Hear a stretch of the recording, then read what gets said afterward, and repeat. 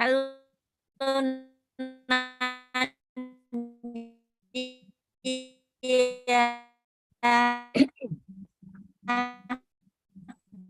Apa kabar?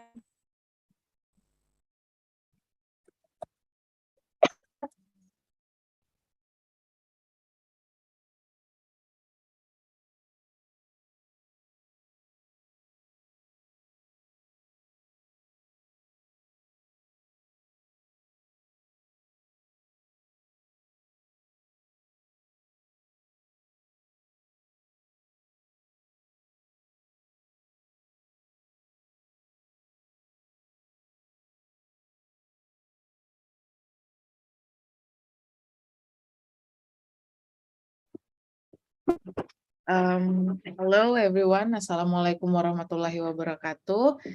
Salam sejahtera, namo buddhaya, salam kebajikan. Good afternoon to everyone who has signed in today.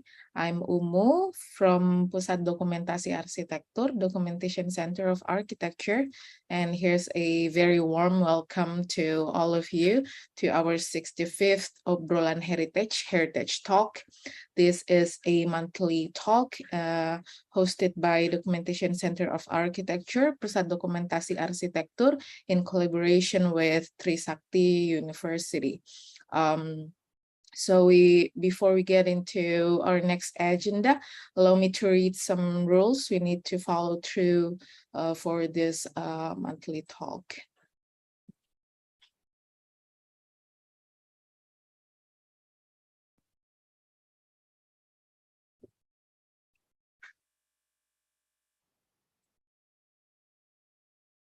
Okay, here I have. Okay, so for today, there are some rules we need to follow through. The first one is the attendance and duration are recorded automatically by the system. So you can simply write your full name according to the registration form. And then the second one, all participants are expected to set the microphone in mute during the discussion. Videos may or may not be shown. For participants who do not mute the microphone, the host or moderator has the right to remind or mute directly. And then this discussion can also be watched on our YouTube channel on Pusat Dokumentasi Arsitektur. And also question and responses can be written through the Zoom chat column. You can also type your question through YouTube live chat or simply use the raise hand feature and the moderator will allow you to ask the question directly to the speakers. And then at the end of the discussion, we'll have a group photo session. So participants are expected to turn on their cameras on cues. And then we are very pleased to welcome, we have two special guests, our speakers, and also one additional special guest, the moderator. Allow me to read the short bio. For the first speaker, Pauletta Holtz. She is an artist, writer, and architectural researcher, currently a PhD candidate at the University of Ghent, interested in the influence of spatial and political structures on our living environment and in the counter strategies that resist them. Together with Paolo Patelli, she worked for the past 2 years on the project Resequencing the Logic of the Tillema Collection, collaborating with Robin Hartanto, Rifandi Nugroho, Angga Cipta, and Gudskul in Jakarta. With the Tillema Collection as case study, the project intends to develop new narrative through a collaborative, artistic, and rigorous mobilization of archival materials. The aim is to contribute meaningfully to the debate on the decolonization of archives and to promote their public accessibility and critical outreach.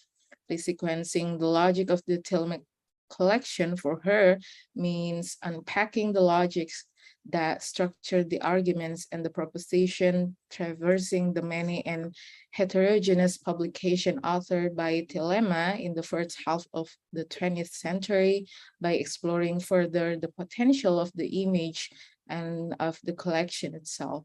It is possible to recognize beneath Tillema's technical hygienist stance a specific way of looking the project as if a mobilization and a critical rearrangement of the collection can challenge and produce alternative to its framing. Then we have the second speaker, Muhammad Yogi Fajri. Mas Yogi graduated from Faculty of Economics and Business Diponegoro University, but he is active as a history activist, especially in colonial history topics in Semarang. In 2012, he founded the Lopen Semarang History Community and carried out creative initiatives to convey minor histories about the city of Semarang, such as the Kuno Kini Nanti exhibition in 2013, the film project. The film project 12 Urban Semarang in 2015, the exhibition Life and Works of Herman Thomas Karsten in 2016. Even though this community was inactive in 2017, the spirit to share Semarang's historical stories is still actively carried out through various writings and collaboration with various creative activists in Semarang. One of them is through the hashtag Kamis Bercerita on his personal Instagram. And then our special guest, our moderator for today's Heritage Talk is Rifandi Nugroho. Mas Fandi is a researcher and curator working along the intersection between architecture, art, and everyday life. Currently, he involves as a facilitator for the spatial practice subject at Gudskul and working as an editor for arsitekturindonesia.org. Since 2016, he has made several exhibitions and space activation related to his interest in situated memories, spatial practice, and collaborative works within urban and rural areas in Indonesia. In 2017, with friends, he established Collective Curator Kampung, an interdisciplinary collective focused on curatorial works on everyday art and citizen community. So there it is, our special guest. I can pass the baton to our moderator, Mas Fandi, who will lead today's Heritage Talk. The floor is yours, Mas Fandi. Thank you. Thank you very much, Umu, and also thank you very much for PDA and Universitas Trisakti for having us in this session today in the Heritage Talk. I'm Rifandi, and I will conduct this discussion for the next 2 hours as a moderator, and I am here with Paoletta and Yogi. So our discussion for today will be started by the presentation from Yogi Fajri as a history enthusiast from Semarang. The profile is already told by Umu, and then each presentation will be held maybe around 30 minutes for the first and the second presentations, and after that we will have like about an hour discussion at the end. To give a background a bit about the presentation, so our encounter began like about last week. We had a workshop in Gudskul for 3 days related to the Paoletta and Paolo's project and entitled Resequencing the Logic of Tillema Collection. What we did actually, Paolo and Paoletta bring the 11,000 visual archives photographs from the ethnographic museum in Leiden, and then reprinted here. And then we make a series of we make a series of experimental editing process to process the archive as one sequential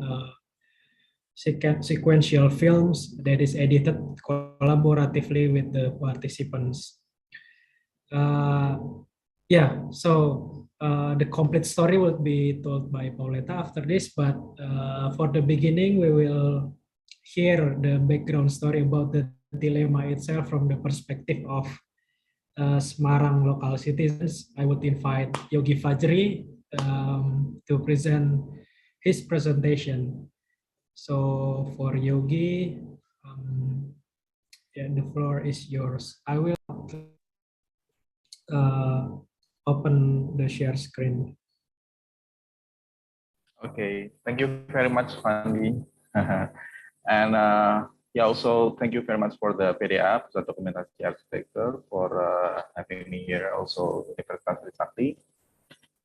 So yeah, you know, in the background that I am from the Semarang and I'm a history enthusiast, so I want to deliver you about the story that not so many people maybe knew about, who is the Tillema is, and then and also for the local Semarang people, his name is not so much heard, and then is my voice is good? Yeah, thank you. And so so I will deliver about the story about Tillema and Semarang, because Tillema spent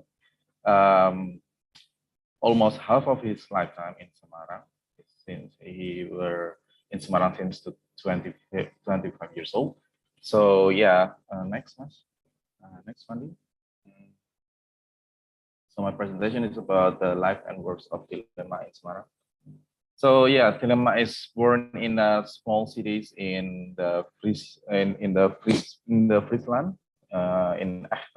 So he graduated in Heerenveen, and then doing the study of the pharmacology in the pharmacy in Leiden, and then next to the Groningen. Before, in the 1896, he decided to migrated to Dutch India, the old names of Indonesia. And then he chose next. And he chose Semarang. So maybe like here, I don't know if maybe there is any people from Semarang also. So maybe also a question, why is Semarang? Because it's kind of like between two big cities, something like that. Like the most important city was, of course, Batavia or Jakarta currently, and also the Surabaya, the eastern hub of Indonesia at that moment. So Semarang is in between of these two major cities, but still, like, it's mesmerizing because of what? Because of back then in the Semarang, it's really important hub for the middle Java. We have to remember at that moment that after the Suez Canal is done in the 19th century, so there is a huge agricultural product most of the time were export to the Europe, and maybe Semarang is, we are not rich with the agricultural sector, something like that, but we have a harbor which our brothers in the hinterland, the Sultanate of Jakarta, the Sultanate of Surakarta, the Pakualaman, the Mangkunegaran, that's very rich in agricultural, sector, was really rely on the Semarang harbor.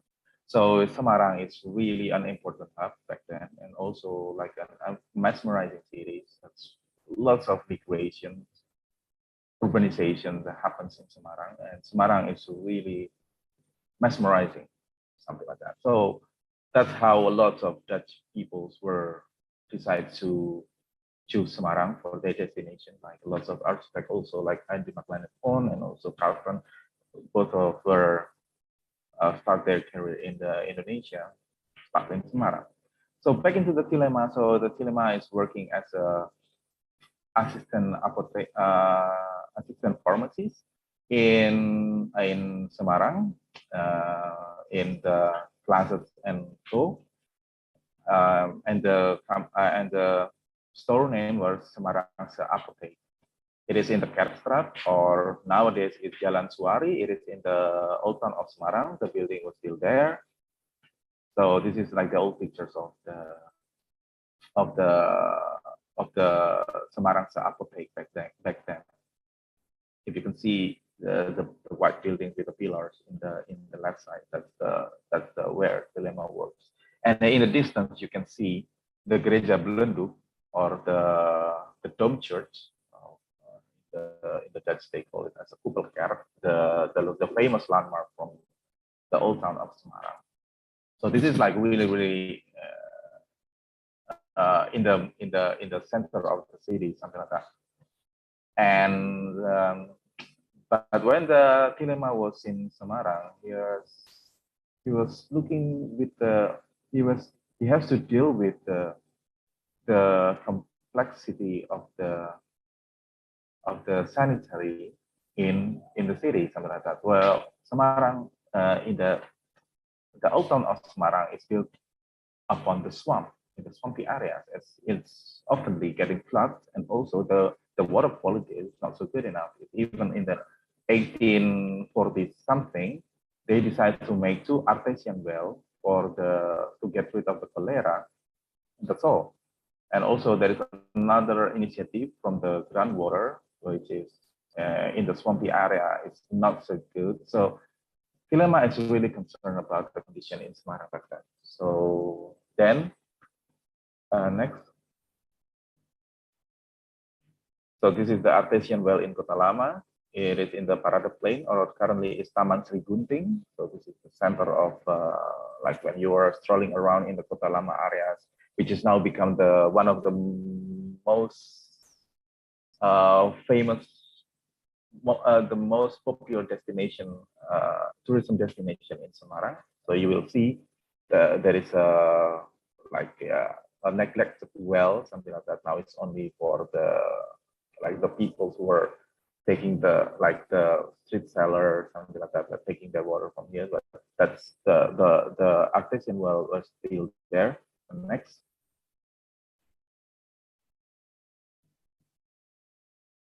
And this is the artesian well in the Kali Semarang. So this is in the entrance to the old town of Semarang.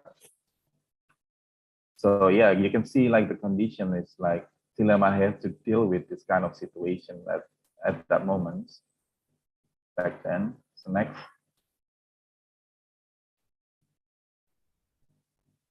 So it's kind of figure out like, because he's really have a concern into the hygiene and the sanitary, something like that. So he's invented a product that will make him famous, and also made him earns a lot of money, that then make is really popular, something like that. It is called it actually is a carbonated water, but it's really important because this is like, there's a lots of records, although it's not verified by the lots of records, that this is like the first bottled water in Indonesia, or in the past it's in the Netherlands, India, something like that. So it is lots of Japanese people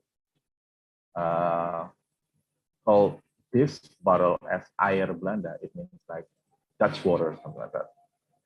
So this water is it's always with the advertisement about the hygiene fee, something like that, about the hygiene, that it's better to take this water rather than the water from the groundwater, or from the river, or from the well, something like that.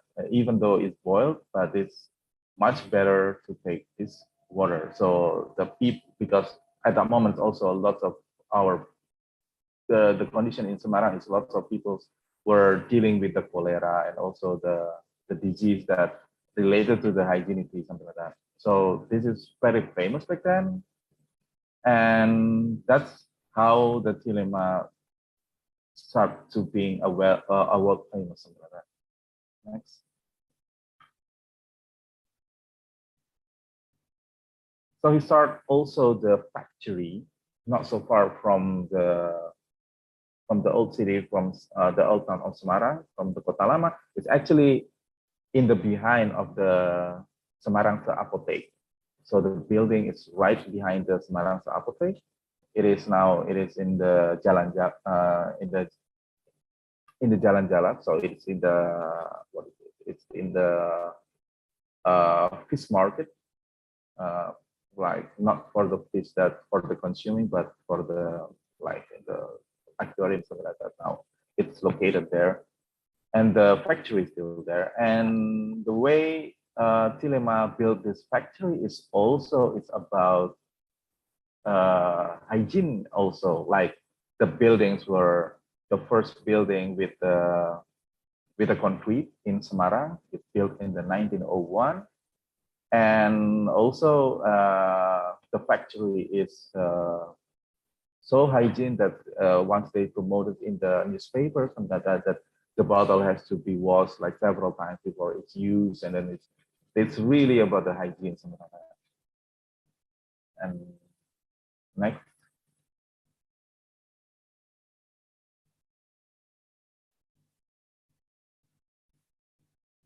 And yeah, luckily the factory was still there, but it's unregistered as the heritage building yet in Semarang. It's kind of really pity that this kind of really important building is not on the list yet. And then Tillema is in the 1906. The colonial government decided to form a local municipality, something like that, the new administration, or in Indonesia we call it as a Kota Praja. So Gemeente Semarang, it started in the 1906, and Tillema was one of the board of Gemeente, or now maybe for Indonesian it's just like a DPRD, something like that. So through the political power, he's more into wants to start something to improve the condition of Semarang city. It's not about the good duchies or kind of is very generous in a way, but it's because also the sanitary and hygiene is also about when it's something bad happens in some part of the town, in the cities, and then it will be widespread, and it will become like a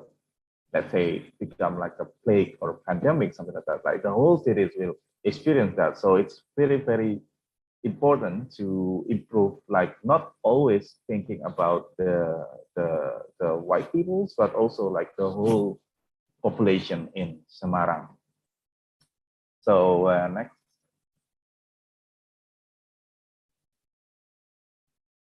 Oh yeah, this is I think it's this is the factory of the hygiene in Semarang still.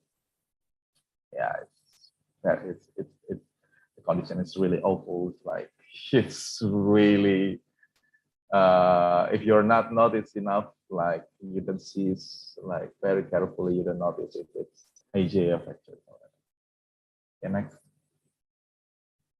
Okay, back to the story with the Tillema in the Kementerian, with the political power, but he's also reading. He has a colleagues in the Locomotive. The Locomotive is the famous newspaper from Semarang, and he is reading a lot in the Locomotive daily about the idea about the hygiene, and also how the city of Semarang has to improve because of they felt in the Semarang currently is already like unhealthy, so it has to develop more into the south in the hilly areas to make the settlement is improved, something like that. So this is one of his most famous article. It's called Novo Somalis.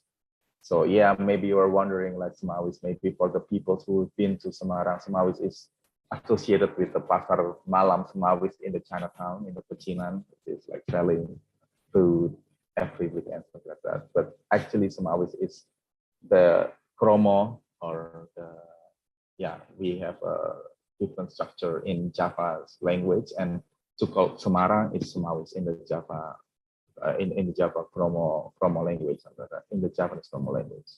So it's nice that he puts like it took a word from the Japanese to put on this article. That's, I think when I start to seeing this article, he start like have a really interest into the culture in Indonesia.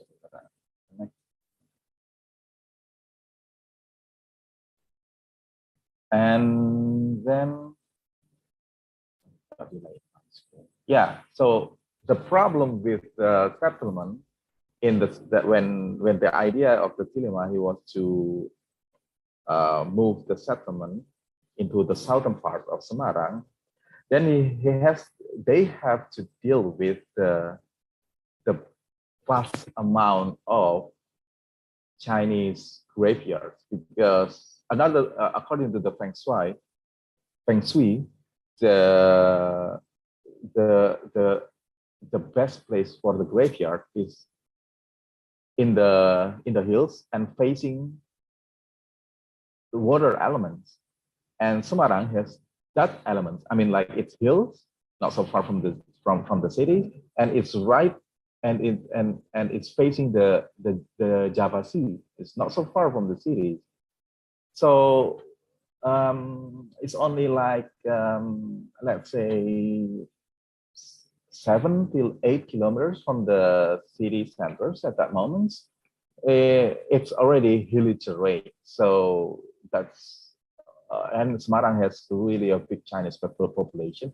So lots of Chinese graveyard in the south, in the hilly parts of Semarang in the south. It's even they have like a grace for their horses, their dogs, something like that. So yeah, so the Gemeenteraad, the city council has to deal with that. So it's kind of also a hard negotiation with the Chinese authority back then to negotiate about the compensation that they should have, and also the permissions to get rid all of the graves and turn into the settlement area. And then, but they managed to do that. So yeah, next. So in the pictures that you saw, it's also the remains of the graves that's still in the southern hill part of Semarang. And that's, yeah, and it's managed. And then like it started to the city council managed to build like the new settlement. It's called Candi Baru, or New Candi. And it's also lots of project done with it's not always for the rich peoples. It's but it's also they have a company in the city council. It's called NV Volkshuis Vesting. It's like maybe in our times like Perumnas, something like that. So government developments that developing the housing complex for the people with the low income, something like that. And if you see carefully through this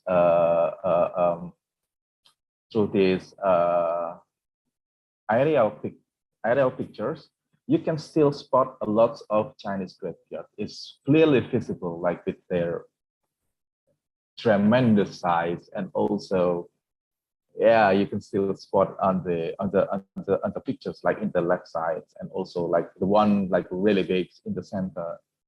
But now it's become the Pura Agung Girinata, so Hindu temples. So yeah, this is like the neighborhood of the Candi Baru. And this is the starting point of the people in Semarang start to talk about the dichotomy between the Semarang Atas and Semarang Bawah. So Benedict start and Hegel start the upper Semarang and also the lower Semarang, something like that. And then it starts just like now the peoples nowadays, like when you are with the Semarang peoples, like they were like asking like, where do you live? Like, oh, is it in the Semarang Atas or it is in the Semarang Bawah? Yeah, up till today, and it starts the dichotomy started. And next.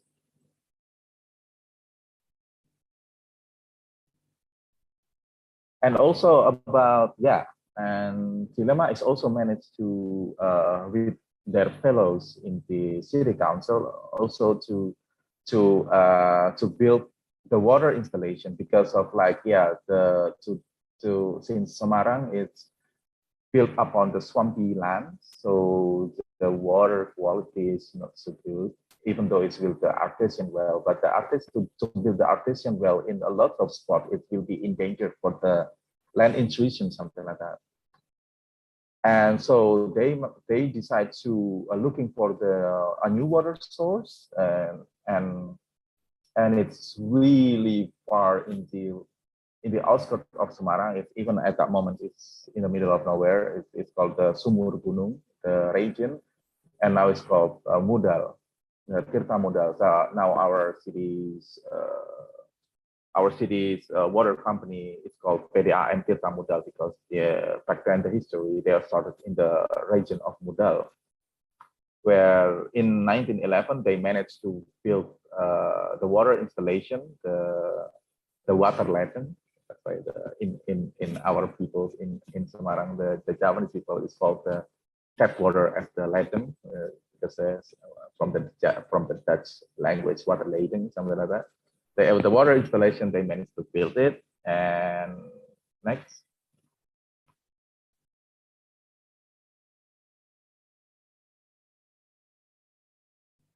And also with all of the installation, like they have like several sources. It's not about the Mudal is the first, and then they built like in the Lawang, and then in the Ancar, and then with in the Kalido, and also they built like a lot of reservoir in Semarang. Now we still can see the remains of the installation. And yeah, this is the starting point when the city, the Semarang peoples has access to fresh water from the hills, something like that, from the mountain springs, something like that. And it's really a breakthrough in terms of the hygiene and the sanitary for the people of Semarang. And it's not all, and next. And it's not all about like, although it's not accessible for the like to have like the tap water in your own house, it maybe is fancy at the moment. But then the city municipality then set up like a lot of a communal water source, something like that, a communal water fountain in the several kampung in Semarang. So this is like there's a map about like the water sources in Semarang. And next.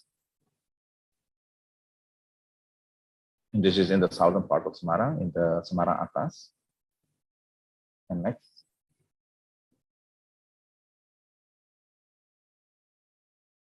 Yeah, this is like interesting part. Like, yeah, it's not all of the people has the bathroom and or a loo, or what is it, the toilet.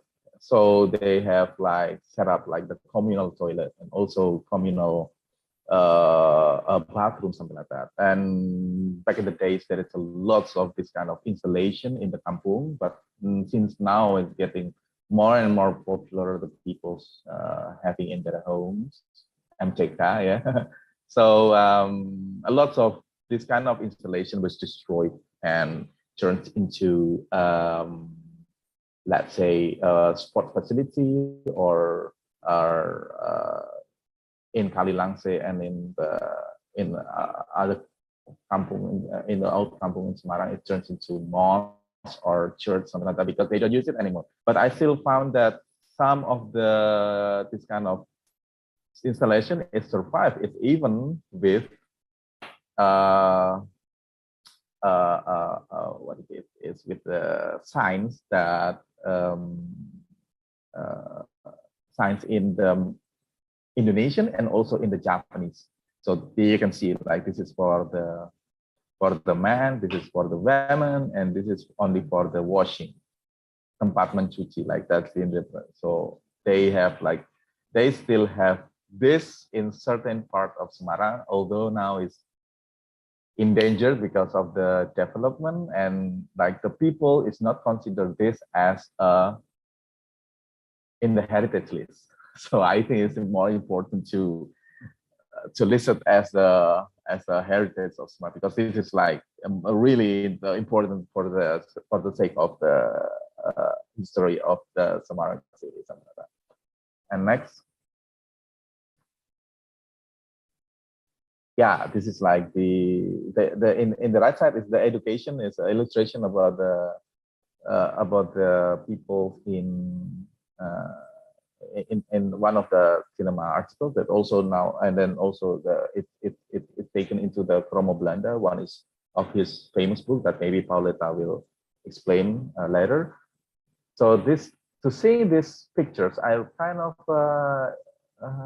remember when I was in the elementary school, we have like a local muatan lokal.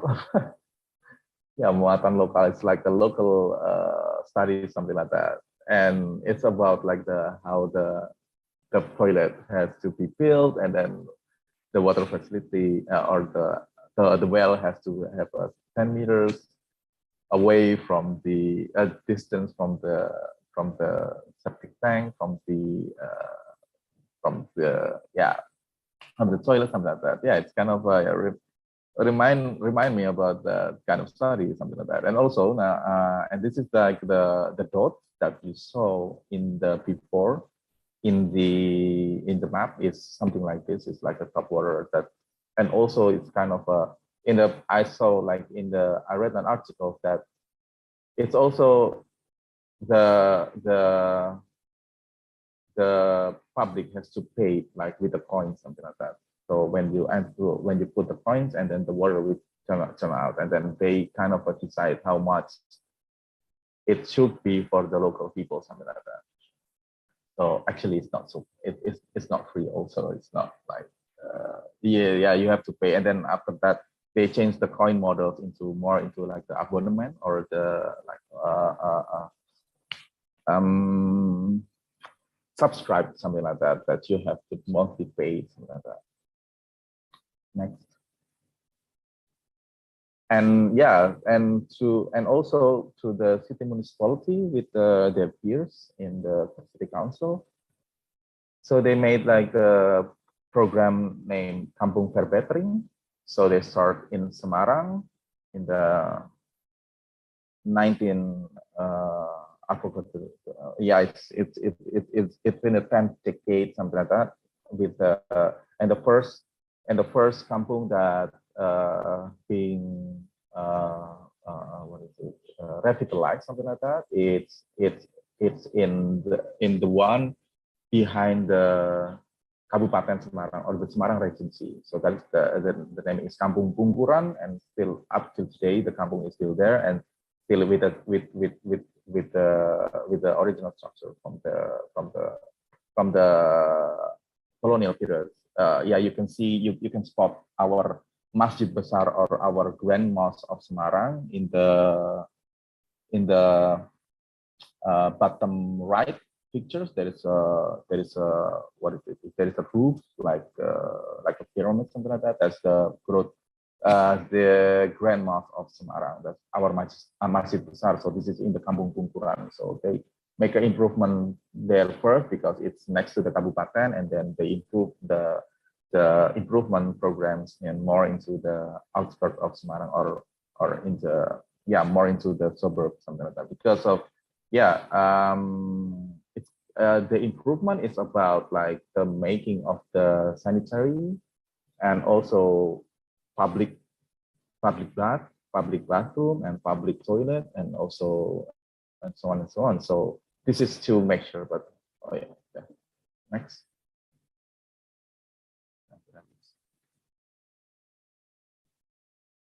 Yeah, this is the house in the Candi. You can see like the one of the bongpai, like the former Chinese gravestones in front of the house, because this is like from the Chinese graveyard, and then they demolished it and then they built the house. Next. Now the price is really crazy in that area, and this is about the comparison between the cholera between the program is started and after the program started. So you can see that low cholera pandemics in Semarang. Next. And this is Paoletta will explain later about their book when they're traveling after they sell the company in the 1914, and then they go back to the Netherlands and start to traveling around Indonesia and making up pictures. Next. And this is to commemorate him. The city council make one of the park in the Candi Baru region as the Tillema Plain, which is like a Tillema Park, something like that. Because now is the name changed into Taman Gajah Mungkur. Next.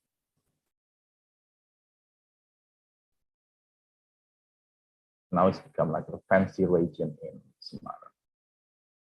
The Taman Gajah Mungkur currently, the situation. There is a dawat seller that's very well famous with the durian. Next.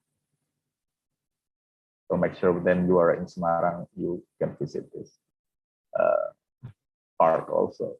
So this is and Tillema when they are in the Netherlands, they have he got like the doctor honoris causa from the Groningen University in 1940, and also he got like from the Queen and what is it, like a recognition, something like that, which is the Order van Oranje van Nassau. Next, and he spent his retirement life in Bloemendaal until died in the 26th of November in 1953.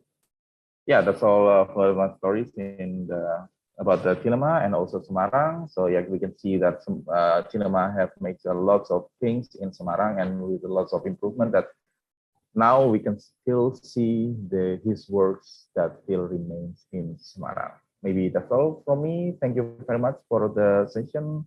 Now I'm giving back to Pandi. Thank you very much, Mas Yogi, for your explanation about the history of Tillema and its relation to Semarang. What is interesting is we can see the impact of the intervention of Tillema's works that is started by selling bottled water, becoming entrepreneur, and then successful politician, and then we can see the impact to the let's say business settlement and water system, and then it's continuously even in the early 20th century before independence. And yeah, we also see the continuation about the water system, the tap water. There is also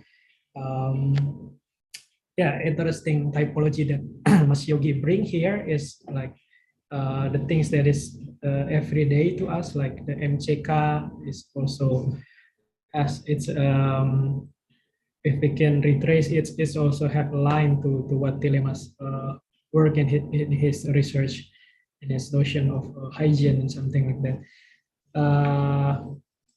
Oh, so that's it from first presentation from Mas Yogi. So we will start the second presentation by Paoletta from the perspective of mobilized the archive of Tillema from Netherlands to Indonesia, and also to see her critical perspective about the work of Tillema itself, the narrative that is stored in the museum, in the archive, and how she with Paulo deal with to offer some new notion of potential history out of the archive itself.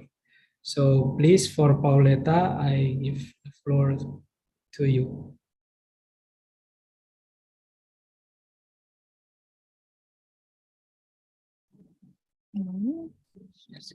Yes.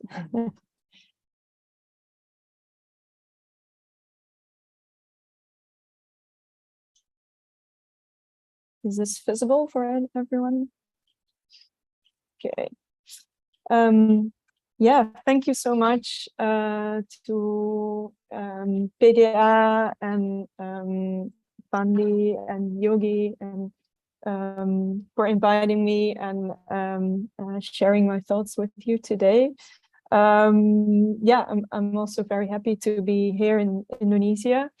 And indeed, I was here to give a couple of workshops at Gudskul, and yeah, I will try to focus the presentation more on that, on the idea of how to work with the Tillema Collection as a case study in a way, because yeah, of course, the Tillema Collection is not the only archival collection that is there from the colonial past. So yeah, Paolo Patelli, with whom I work on this project for a long time already, we conceive it really as yeah, a case study into how we can work with yeah, colonial collections, colonial archives, and the yeah, work around the histories and different perspectives of the colonial past. So yeah, so the project Resequencing the Tillema Collection is part of a long time. Does it work?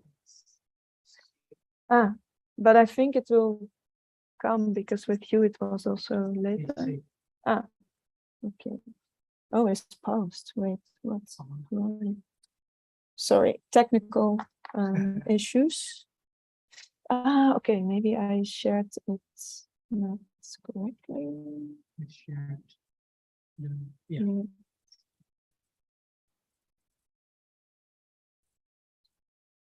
Visible? Okay, sorry about that. Yeah, so the project Resequencing the Tillema Collection is part of a long-term project that I've been working on and which I still continue to work on together with Paolo Patelli, in collaboration also with the Research Center for Material Culture in Leiden, which is basically like an umbrella organization of the important musea that hold colonial collections, such as the Museum for Volkenkunde, Tropenmuseum, yeah, all based in the Netherlands. And yeah, also other institutions we work with that also hold materials of the Tillema Collection. And the aim of our project is basically to kind of, yeah, destabilize assumed narratives, narratives that Tillema also produced himself, but also narratives that take yeah, that are more common, let's say, in still, as in how people, for example, in the Netherlands, think and look at the colonial past. And yeah, we want to explore the potential of the materials of the collection through collaborative editing and screening sessions that will lead eventually to a critical film and documentary, which we hope to finish yeah, at the end of this year. No. Yay. Okay, now my computer is. What?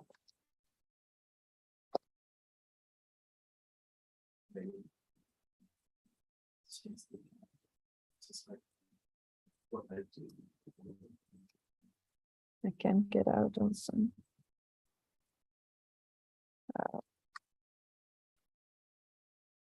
I put it on, yeah, but I cannot even escape my.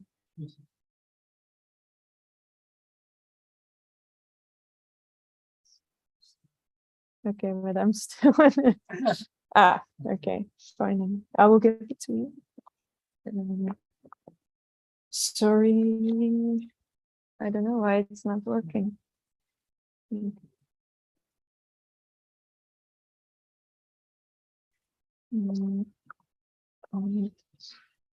So if you have any question, you can type in the chat, and we can discuss it later after the presentation. I will just list the questions.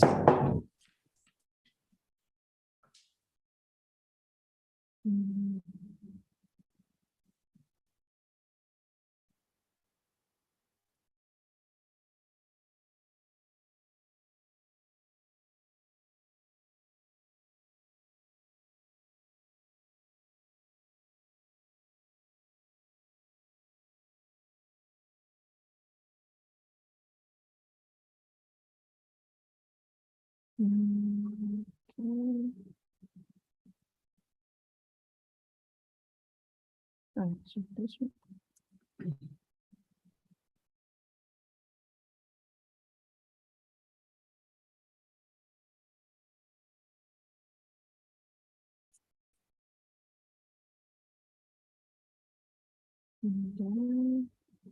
Yeah. Okay.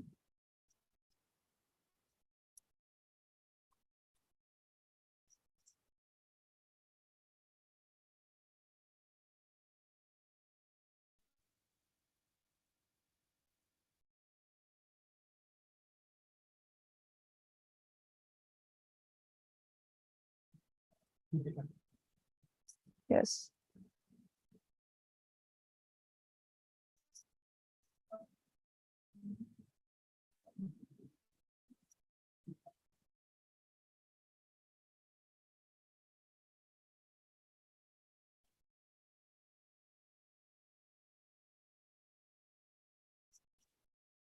Is it shared? Okay.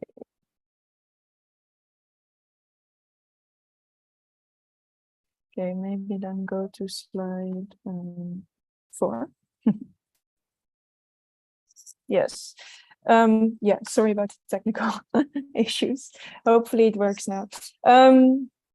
So yeah, who was Hendrik Tillema?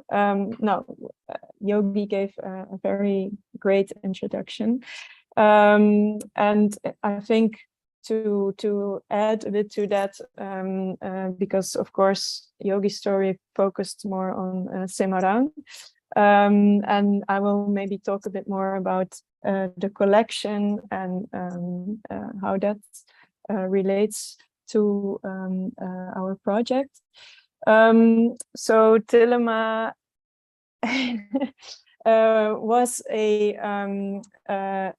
Dutch pharmacist, an entrepreneur, which is also a very important aspect, a self-taught photographer and ethnographer, a lobbyist to advocate indeed for the improvement of the hygienic standards in the colony.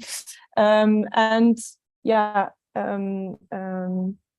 he became basically indeed very rich by bottling his Hygieia water, and through this he was able to support his projects in Indonesia, which also, for example, helped him to establish his arguments for his business.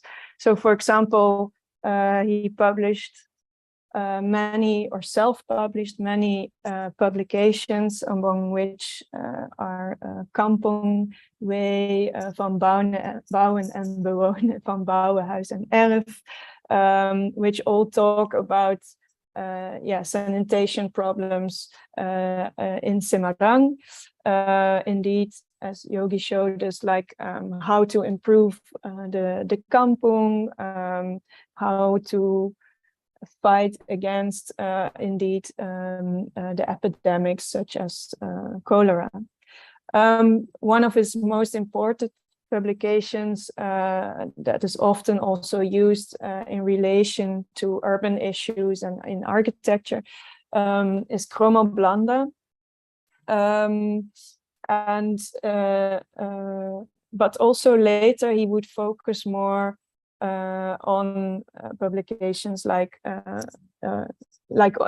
he would focus more on the aspect of diseases, and even later on more like ethnographical kind of journeys that he made, and for which he basically used the fairly new mediums such as photography and film. And so, in the Tillema collection, you have many photos with different ideas and angles behind it. And many of these photos he used basically to construct his lines of argument. So, for example, in Chromo Blanda, you will find often like the narrative of modern versus pre-modern, or the contrast between the world which we should move to, which is the world modeled on the idea of the European society implemented in the colony in Indonesia, versus like the kampung and like the life that was according to Tillema pre-modern and should be taken care of. So the argument of before and after, here and there, like the argument of the smelly kampung versus the colonial pipes and dikes that order the country, the water, regulate these issues in the city. So this is how Tillema used his many images that he took himself, but also collected. He had contacts all over the colony, the colony that also recently became the colony, as in the latest colonial territory, let's say, only became into being in the beginning of the 20th century. So the fact that he could travel to distant places or could communicate with people from very far and different islands also contributed to his vast collection and the many publications that he made. So the collection, the Tillema collection is, dispersed a bit, but the majority of the materials, and then I'm talking about the photographic materials, are located in the Museum for Volkenkunde, or let's say the Ethnographical Museum in Leiden in the Netherlands. And it basically looks like this. You have many boxes, and in those boxes there are the albums that Tillema made himself. So basically he would stick all the photos in albums and order them according to a system of numbers and letters according to the alphabet. So A, B, etc. And well, it was actually interesting to do the workshop because, for example, for Paolo and me, it was difficult to find, is there actually a logic in the way how Tillema categorized his photos? Is it chronological or according to subject? Or and because like for us it was hard to see, but together we discovered that somehow there are like clusters of images that relate to each other, that are taken, for example, in a specific island or a specific culture of peoples in a specific region in Java or one of the other islands. So there is some kind of logic, but also it seems kind of dispersed in how it comes together.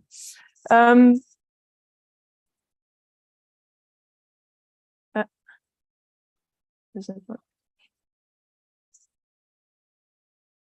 I tap again. No, it doesn't work on the PDF. I'm sorry. So there was some footage, image footage, but now it doesn't seem to work. But it's maybe I can. Sure.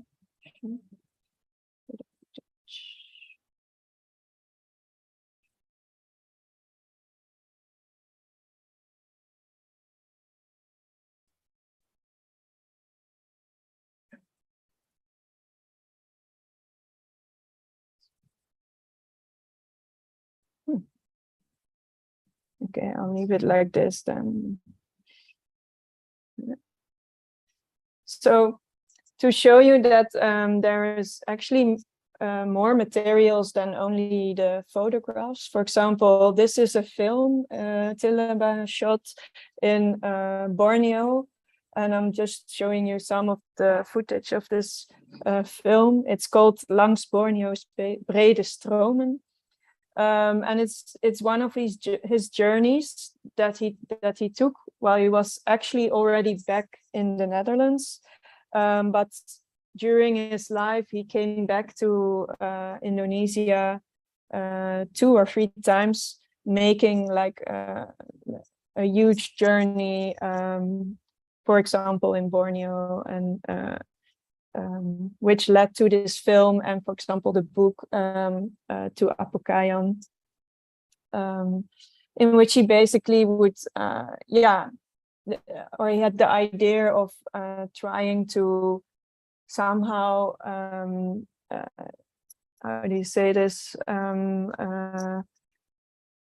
Grab the last moments of civilizations that he thought were also on the brink of modernizing into, entering the modern world. So he wanted to kind of photograph, film peoples in their villages, and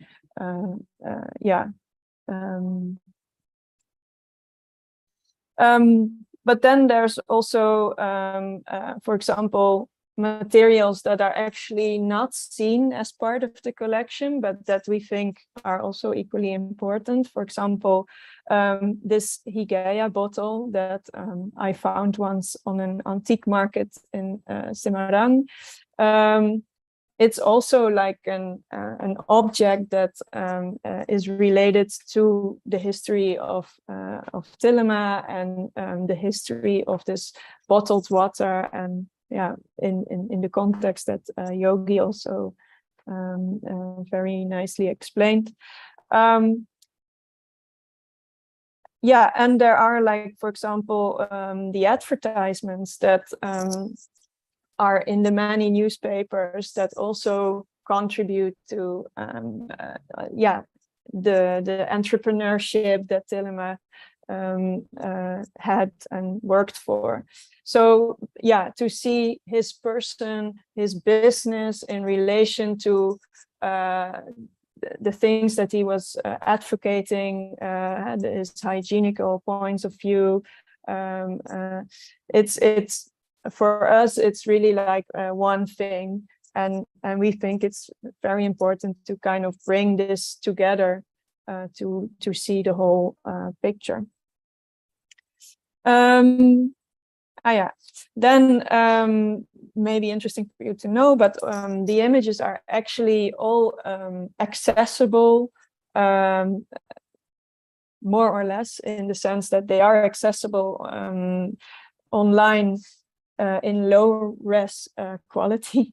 So if you want to download and use them in high res quality, you have to pay, which is, yeah, tells us also a lot about, yeah, if we talk about redistribution, access in general. So these are things that also come with thinking about the collection. Yeah, and this brings me kind of to the workshop that we did here, which was called Editing the Archive, and for which the idea was basically to see how we could work and create different narratives with the vast amount of images that the collection has. So what we did, we organized 3 workshop days that were kind of like, they had like 2 moments, basically. One moment of collective editing, and one moment of collective screening. And the idea was that people would make sometimes in little groups, sometimes alone, but that they would make like an edit on a huge slide that we could then screen through like custom-made light projector. And we brought all the photographs, the 11,000 photographs, we brought them here in print and printed them on like acetate sheets, like transparent sheets, so they could work through the effect of light as a dia kind of works. So it was a kind of custom-made dia projection idea. I will show images later so it becomes more clear. But so what we wanted to do is kind of use the idea of editing, of yeah, creating a sequence through images, creating a story, a narrative through space and time. Space by literally being in a space, creating an analog slide, and time by the way you move that slide through the projection. Do you do it fast? Do you do it slow? Like, so there is this space-time relation, but also to think about, yeah, how can you structure a narrative? How can you build a sequence? What kind of characters do you cast for your story? Because there's many people involved in all these photographs. What stories do they tell? Yeah, what is missing in the context that the image doesn't show? How can you speak about the things that that the frame kind of leaves out. And yeah, what kind of shots, images do you select and combine? Yeah, because also a documentary, of course, is the idea how we perceive a documentary is often as some kind of as if it would represent some kind of historical reality, dealing with images of people, histories, facts, actions, etc. And like, yeah, how can we use or trick or counter that idea and use it to our advantage, let's say, in creating new stories about the collection. And so we were really like focusing on editing, yeah, tips and tricks, let's say. How can you look at the collection with an editor's eye, let's say? So I mean, there's close-ups, there's shots from extreme distance, you see hands, but you see also landscapes. Like these are all yeah, how do you say, ways to make stories, make arguments. And as we have seen, Tillema also did in his Chromo Blanda books. So yeah, the idea is really to kind of see if we could together collaboratively create other stories. And there's also the idea, for example, of soft montage that Harun Farouki came with. He's a German filmmaker, and his idea was basically that you can bring in the screen of your editing screen, you can already bring different images together, and also create the relation between the images by just showing them together. So, for example, this image of Tillema as an entrepreneur showing how to pour Hygieia water. It's clearly an advertisement, but also kind of almost paternalistically explaining, like, this is how you should use the water, or how you should drink it. How does such an image affect the next image, which could be this one, that Yogi also already showed, a statistical image of cholera epidemics in Semarang. So how do these two images affect each other? What story does that create? What narrative? So these were all, kind of ideas of how to work with all the images. Similar example, like the factory portrait versus how people bathe and wash in the river. What do these images tell each other, or how does that construct a narrative? So the idea was to kind of respond to the chosen images by selecting different images from the collection. We all represented them on the walls of the workshop space. We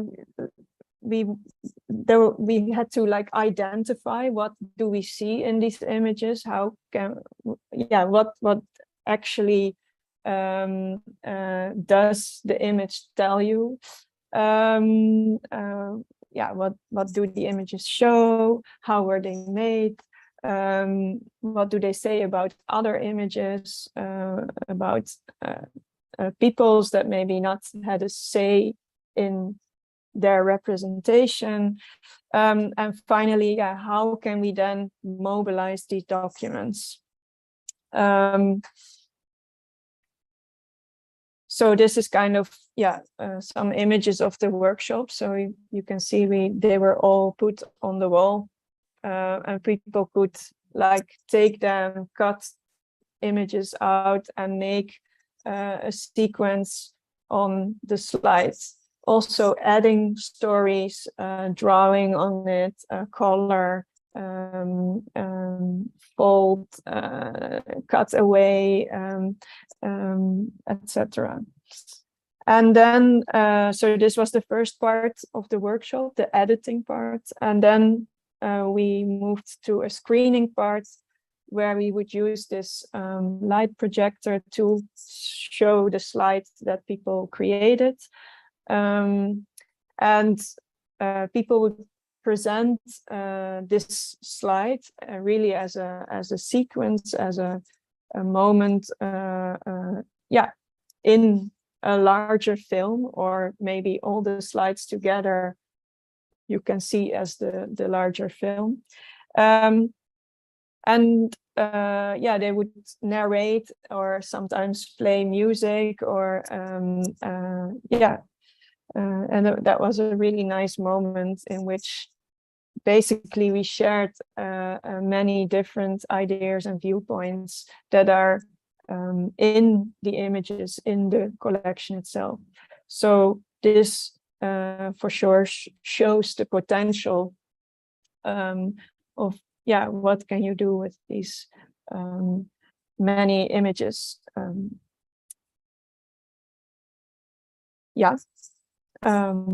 Maybe I'll leave it there. Okay, thank you, Pauletta. Thank you, Pauletta, and also Mas Yogi for the very interesting presentation. And I would like to invite if any one of you have questions or discussions or anything to share, just write or type it in the chat, or you can raise your hand directly and we can open your mic. So maybe, as we're waiting for the another questions, I have like some reflection questions, maybe for both of you.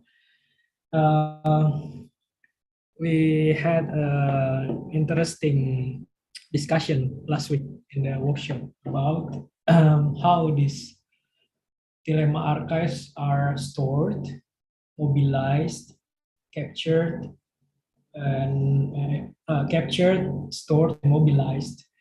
And Pauletta, you are telling something that is interesting regarding to the in the period where the photographs are taken by Tillema, maybe people who are photographs are never see their image taken in the archives, and then maybe now we have the privilege to see those thousands of photographs are exhibited in the space, and we learn from what Tillema's made.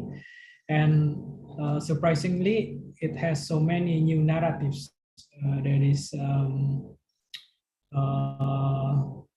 is experimented by the participants of the workshop.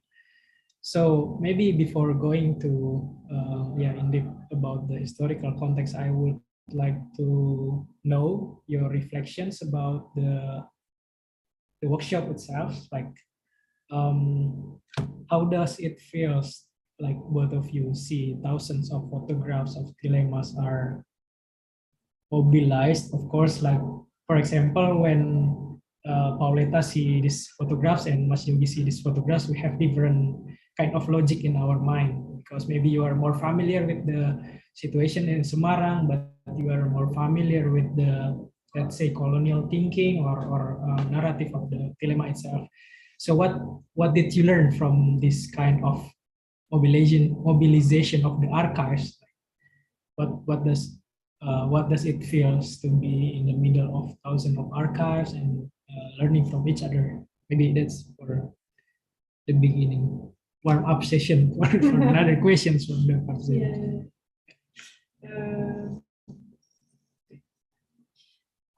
Yeah, so what struck me actually is that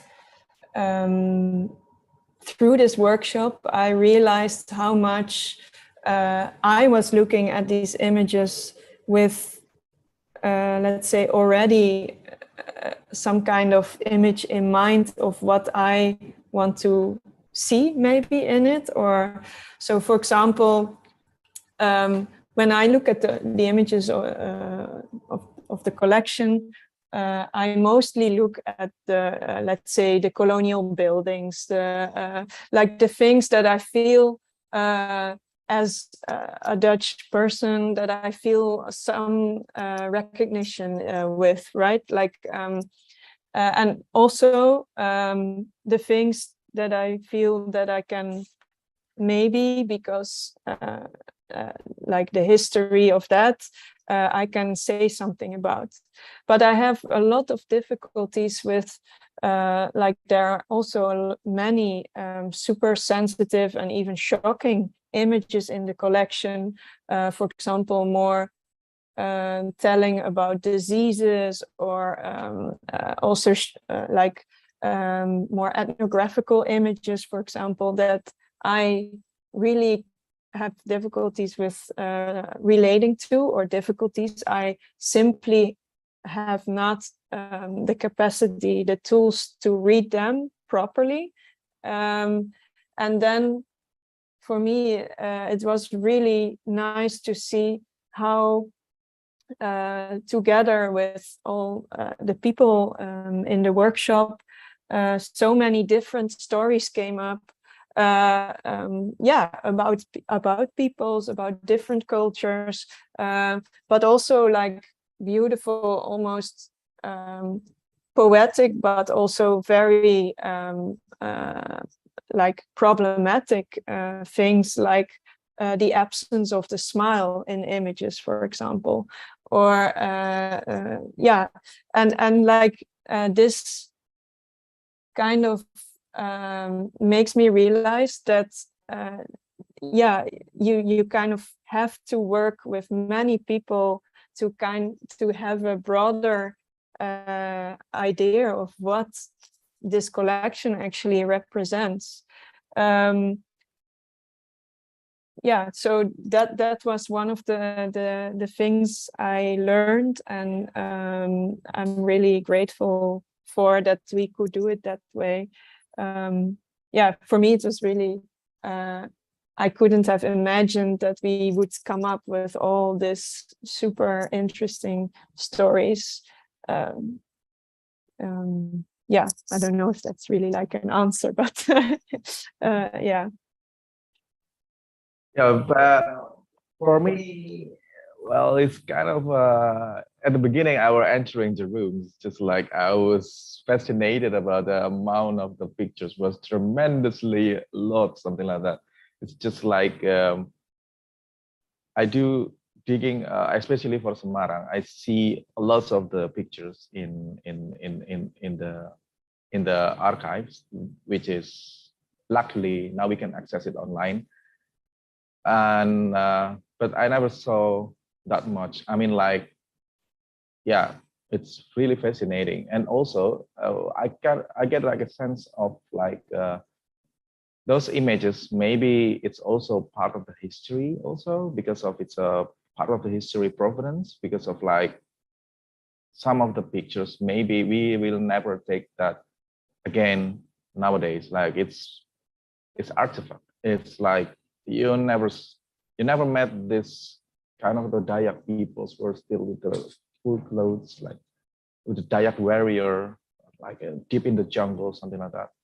I don't think currently we can find any opportunity to do the same thing, something like that. And also, it's kind of also like about something that Fandi said before, that these people never see the result of the image that it captured in that moment, and they start let's say back in the days, it's like the photography is just new things. And then we are further 100 years again, 100 years later, seeing the results, and then like, wow, it's just like we can see like how fast is the development of the world, something like that. And I just wondering what it's kind of also make me thinking what else that in the future could happen, because of like it's barely no image that taken during the night. It's only something that I collected in the workshop, right? It's only like 5 pictures, and that's all. And yeah, back in the days, it's very hard to take a pictures during the night. So in the darkness, something like that. So yeah, it's and now we are easily to take a pictures just from the cell phones, and then like, yeah, it's kind of it's very big. It's just like 80 years differences, and then we are going this far, and then I'm just kind of wondering like what is in the later in the 30 years or 50 years. Yeah, that's all. Yeah, but for example, the story you made out of the collection, right? About yeah, the coming, the how do you say this? The arrival, let's say, of electricity, and how it changed, yeah, the whole perspective of the days became longer. You like people could have a nightlife, the pasar malam, and this is so. For example, Tillema didn't really talk about this in his books, but there are these images that tell also the story of electricity, let's say, and nightlife. Yeah, and that's why I think it's so important to work with many people and yeah, find these stories that are both meta story, like story of modernization in the world, but also very localized in yeah, specific cultures or specific ways of life somewhere in the community. Yeah, so I think that's why the collection is so interesting, and it goes way beyond, let's say, the argumentation that Tillema uses, the way Tillema uses the photographs. Yeah. Yeah. So there is one question from YouTube that also has relation to this discussion. It's coming from Ratri Septina Saraswati. I don't know, this is comments or questions. I was surprised to see photos of the residential area where I live in Tillema called as Gergaji Warning Park in Semarang. The plan of my house and some types of plans of my neighbors recorded in Kromo Belanda, including the cost of renting in these houses. How Tillema can collect it completely, and the data can be used for historical architecture. So there is one people who live in the house that is captured by Tillema, and she just surprised that her house is in the archive. Let's say, while maybe she didn't see it before, just left taken for granted with the surrounding. Would you like to comment to this? Do you want to tell? Yeah. It's called Gergaji Warning. Yeah. Warning Park. You know that? Yeah. Yogi?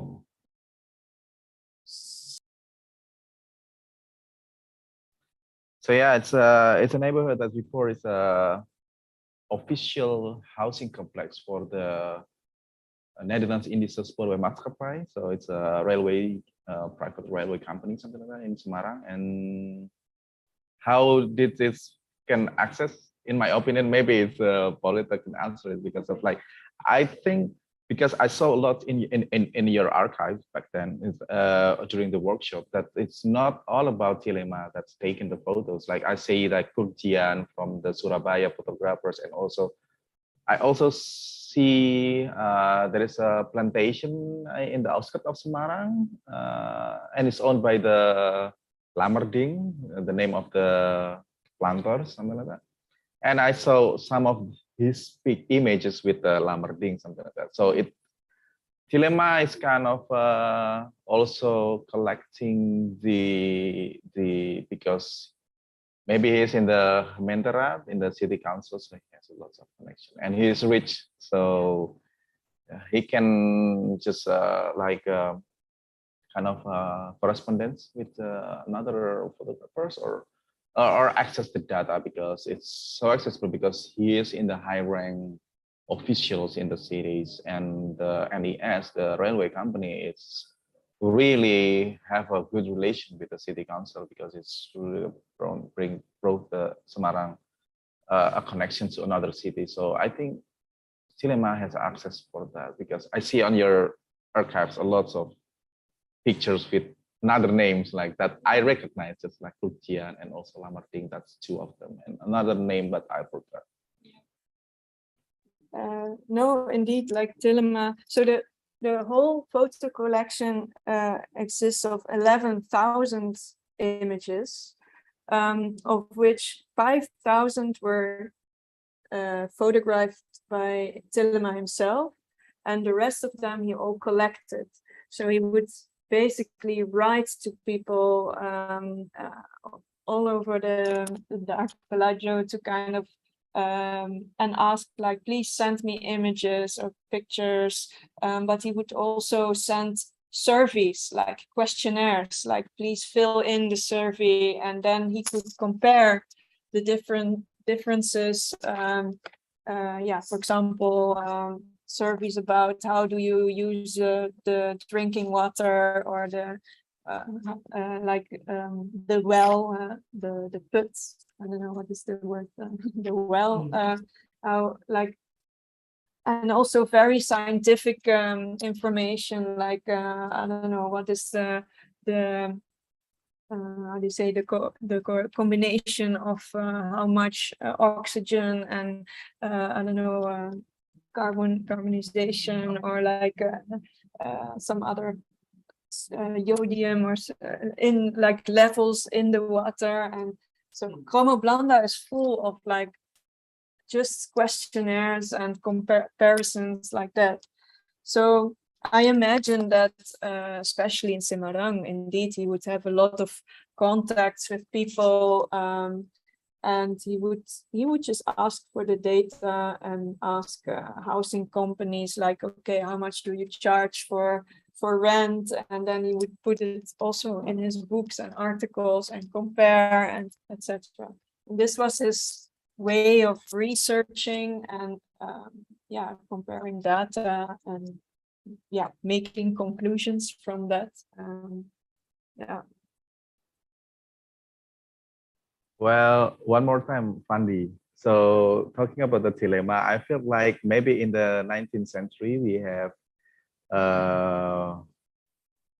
Raffles with the history of Java, which is actually is not written by him, but lots of reports from his peers in the military. So maybe in the 20th century we have this kind of common blender, because it's really with this 6 version, it's really complete, and it's really, we can see what happens in that period, something like that. So maybe we can compare it with the history of Java, but it's more with the pictures, because it's the intention of the photography was there, something like that. Yeah. Very interesting observation. So there is another question from Dirk Gudskul. Thank you. My name is Dirk Gudskul. I do research on Medan. Did Tillema also take films on East Sumatra, now the province of North Sumatra? Thank you. Do you know? Not that I know of, unless he would also receive film footage from people. But like Tillema himself went. So there are photos of Sumatra, a lot of photos I've seen.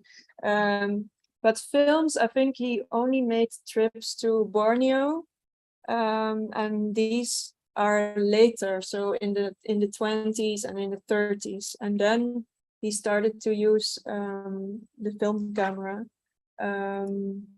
So yeah, the film footage is more from Borneo, yeah, Kalimantan area.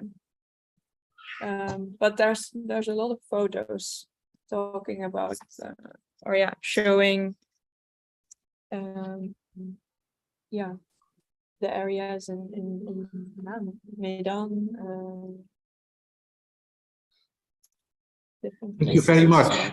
Yeah. Thank you for the answer. It's a very impressive presentation.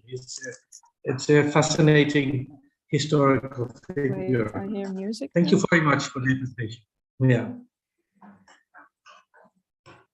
Thank you, Dirk, for your question. Thank you. Is there any other questions? Oh, yeah. Okay. So maybe we can continue the discussion. So what is interesting for me as well is the fact that Tillema sold his business, and then I don't know, maybe Yogi, you presented it. You say that Tillema just sold his company, and then traveling around and capturing yeah, like ethnographic photographs at the moment. So I think this is also interesting. Like I don't know what is the purpose of this ethnographic photograph after he already has all the things that he needs in life. For example, like it's already rich, already have influence in political, and then already make certain change in the settlements, urban planning, town planning in Semarang, etc. And do that any publication that showed or tell or published by Tillema that is not related to hygiene, or let's say maybe you can elaborate more about the Apokayan, what is it's about, what is the mission that Tillema brings within this publication. Use of ethnography. Yes. Indeed, I think if you look at all the things that Tillema produced, right, during his lifetime, the first years, also like when he lived in Indonesia, he would really focus indeed on this hygienic sanitation discourse, linking like urban research to medical research and so on. And then, that was also very much related, of course, with his business, focusing also on clean drinking water, etc. But then I think when he was back in the Netherlands, he was extremely wealthy, right? So he basically didn't have to work anymore. So I think from then on, he had like this whole, I don't know, mission almost, or idea of, okay, I have to go back there and like preserve through the camera the life that is kind of changing through modernization, which I think we talked about it also during the workshop, which is actually very interesting because he was advocating for change, for modernization, for a modern society. But then, of course, the paradox is that this modern society also makes that like the indigenous cultures are wiped out in a way. So then he had this new mission of like capturing these cultures, documenting them, before it would change basically. And yeah, I think that's a very interesting change in his yeah, life, career, how do you call it? Yeah, maybe also because then there was more distance towards his work in the past, and like he could more think about the implications of modernization somehow. Yeah, but I mean, this is what I think. It's not. I mean, maybe he wrote about it, but I haven't taken it from his books, for example. Yeah. Do you know some facts related to? Well, I also like kind of figure out why he's like already very settled, like very wealthy back then, but then still doing this. Like I kind of figure out like the context at that moment. It's like our archipelago finally is completely conquered by the Dutch from the western part, the westernmost part, like from Sabang till Merauke, like the modern days Indonesia. So it's kind of a sense like, and also in the news, like lots of culture is also destroyed, like, and also changed. Just like I saw in the Tillema books, it's like it's really like documenting about how is the new life started in Kutaraja, which is Banda Aceh, which is newly occupied, just conquered in the 1904. So it's kind of a new province that integrated in Batavia to Netherlands, India. So I think Tillema is also right in the moment when the present day Indonesia were finally it's in the same administration, something like that, under the Dutch rules. So and that moment is also a lot of people called like a normality, so it's zaman normal, which is like the not so many resurgencies, and like so life is normal, and just like the administration is improving, something like that. So I think like Tillema wants to capturing that, and also he's thinking about like all of the conqueror is just like what we see in Lombok, which is also it gains a lot of protests in the Netherlands also in the 1894, which is like they are completely destroyed their palace. And what we see in Bali in the 1907, which is like they destroyed completely the palace in Denpasar, for example. So it's like maybe as people who are having interest in the culture, maybe Tillema has a concern about like, so this is the right time for me to traveling around, since now it's to promote the modernism, but also like to documenting something that it might be no longer anymore, because what we see the examples like what happened with the Pax Nederlandica, something like that, like completely conquered the archipelago under the Dutch rules, is also some in a way get rid of this kind of cultural things, and and also don't forget about like at that period is also there is people in the Europe was really crazy about the Orientalism, like the Orient, like from the east, like we can see in the architectural, and also like they are put like elements from the locals, like the Kala with the Sumatera and blah blah blah. So yeah, I think it's kind of that person, in my opinion. Yeah, it's also not from the books, but like my own interpretation of that. Yes, thank you, Yogi. Yeah, related to the what you said about the normal zaman normal, the normal era. It's I found that writing also by Abidin Kusno that also mentioned about the aesthetic of normal era back then after the ethical policy in the early 20th century.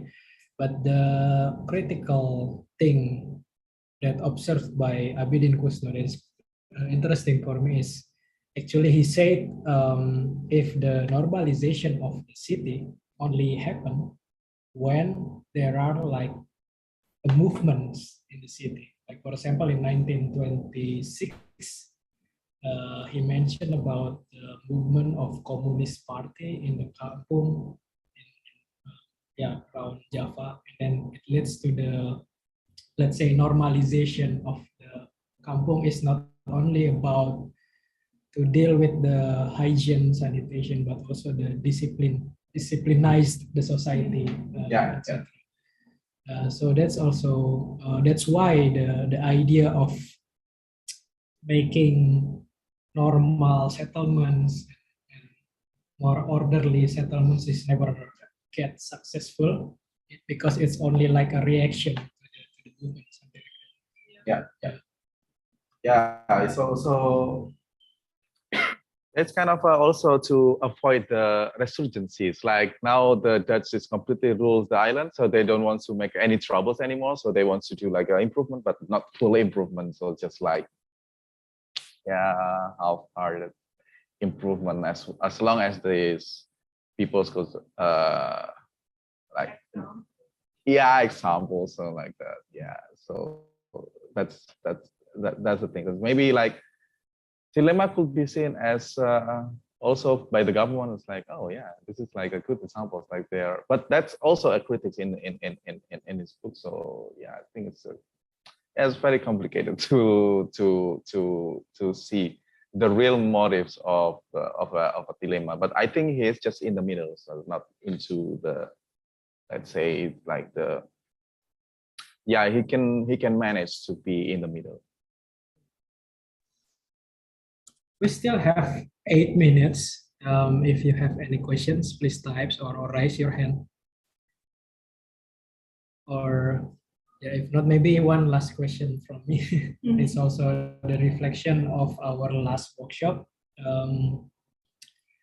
We got the interesting critical insight from Rizky Lazuardi about the, let's say, the history of collecting images and its relation to the capitalization of the images itself. Like, for example, we know that this 11,000 photographs are collected in the Netherlands, but when we want to access that, Paoletta also showed in the presentation, if we want to get access to these photographs, we can get it for free by Creative Commons, but in a low res.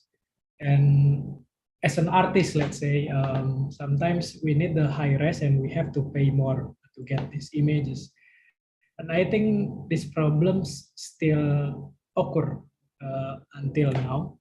Even after your workshop done, I don't know where these films will go and what will be collected and how do we can access it. So what do you think about it?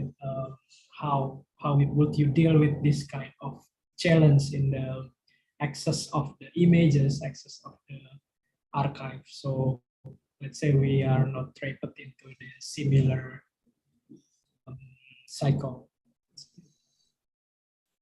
I mean, sorry.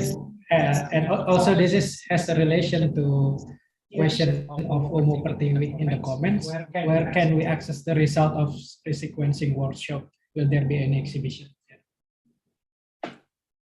Yeah, so this is a very important and also problematic topic, I would say, because indeed,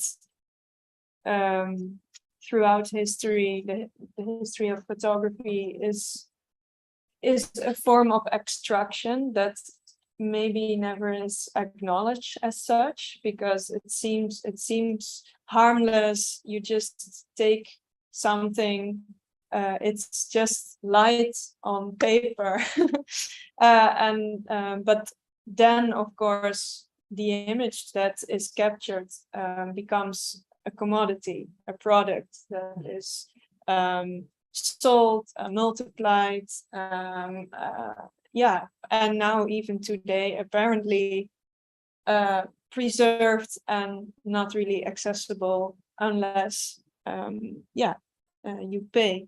So it's something that enters for sure like a capitalist market, let's say. And we struggle until this moment actually of how to deal with that ourselves. I mean, in the most ideal scenario, we would have brought the real collection to Indonesia, and then we would have had the problem: can we just cut the images? But yeah, it's something really difficult. Also about authorship. Like I mean, we want to credit everyone who was there in the workshop, of course. But like, then there's the question of credit. How far can you go? As in, it would be great if we could have a film literally made by 50 people. So all the authors are the directors, the editors. Yeah, I don't know how that would work in the distribution of the materials. But indeed, it was like, because we had this plan, okay, we do this workshop, there is an outcome, and it would be really great if we can show this outcome in the Netherlands. Also, because I'm sure in the Netherlands, if we do a similar workshop, the results will be completely different. Among other things, because of how Dutch people relate to these images, which I already also explained for myself. Like, it's very different, of course, because half of what I see, I don't know, I don't recognize it. So it's so the idea is that we bring the slides, the sequences that have been created back to the Netherlands to show it there. And like through this, we basically want also to establish like a dialogue. It's more like a visual dialogue, like of exchange of how, how to talk and work with these images. I'm not sure yet how we will work in the end to deal with, then the actual slides or sequences of people here are back in the Netherlands. Like, should we, I don't know, bring them back here? For sure, the film will be shown here, but it's this continuous, how do you say? It is kind of a struggle to like, how do you bridge, literally two countries that are so far away? How do you bridge the histories? How do you, how do you not fall again in the trap of repeating these histories? But any suggestions are welcome. Like, I mean, it's not decided yet how we will deal with it, and I think as many ideas or as many possibilities, we will try out things, and like, it's an ongoing process, and sometimes you make choices, sometimes they are not the right choices, but at least I mean, you have to do things, because also if you, sometimes also I notice in the Netherlands, people strand in this like theoretical discussion on decolonization.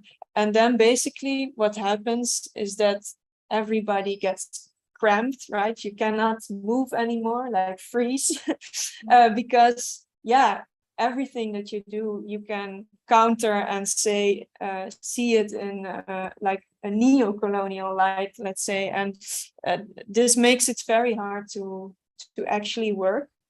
And I guess what we try to do here with the workshop is, yeah, just do it and see what comes out of it, and then we can discuss, reflect, and see what was actually great, what shouldn't we repeat again, and like how can we talk about this. Yeah, so it's an ongoing process. Yeah. So I think there's also one last question in the chat. Is there any plan to organize similar workshop in NL? Maybe you can introduce a bit about your plan in October. Yes. So yeah, indeed, the idea is that we will have a similar setup and as we had here, like, so we will display the projector, the sequences that were made here.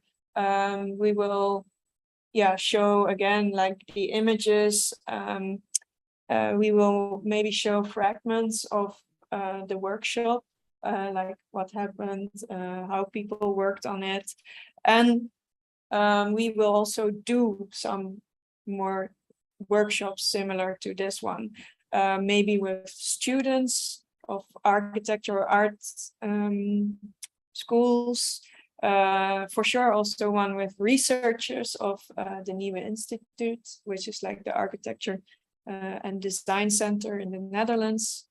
It's also there that we want to show it, like do the exhibition.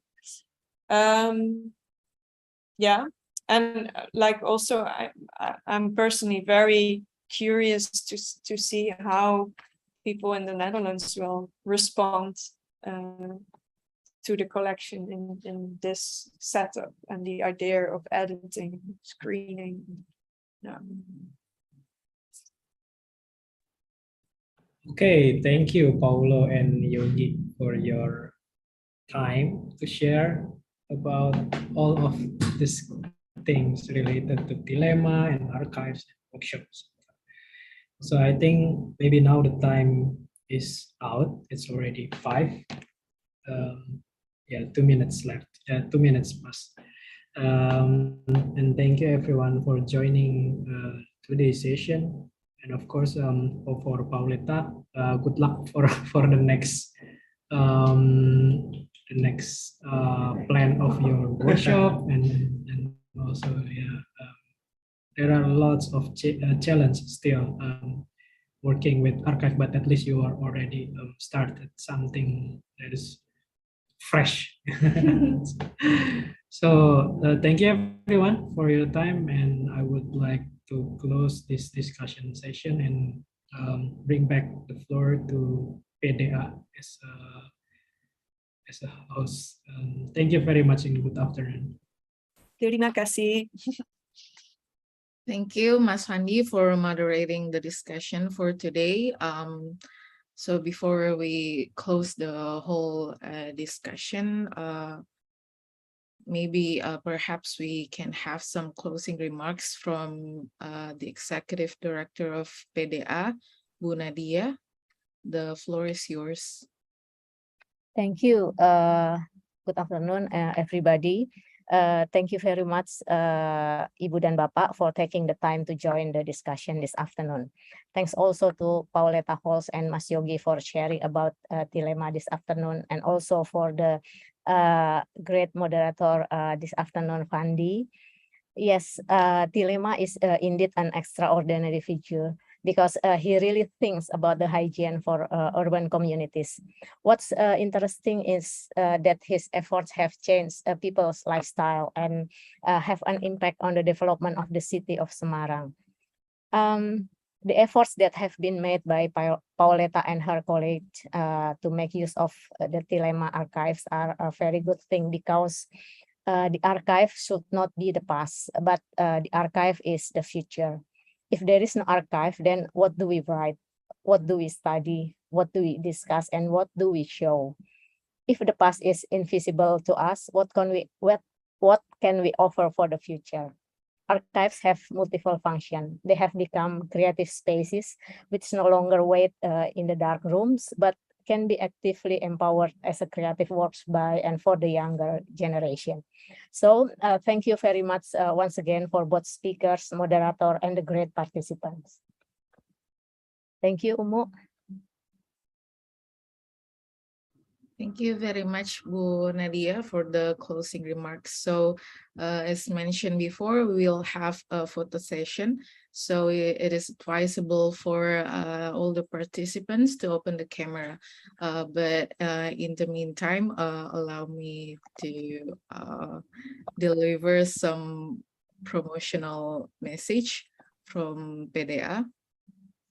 Wait.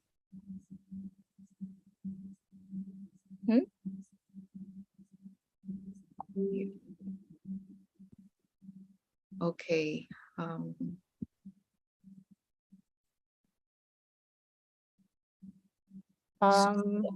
For all of us, you can follow the updates from Pusat Dokumentasi Arsitektur from our social media accounts, Instagram Dokumentasi Arsitektur, Facebook Pusat Dokumentasi Arsitektur. Also, you can rewatch the videos of Obrolan Heritage Talk from today's and also from previous Heritage Talk on our YouTube channel, Pusat Dokumentasi Arsitektur. Also, we have some interesting collection that you can purchase on our Tokopedia, PDA Indonesia. Also, we have some exclusive collection that you can order through email pda.pemesanan@gmail.com. Landmarks from a bygone era, life and work of Kuipers and Holtz Vermont. From 1897 to 1927 and from 1927 to 1957. It's from Obenor Browse.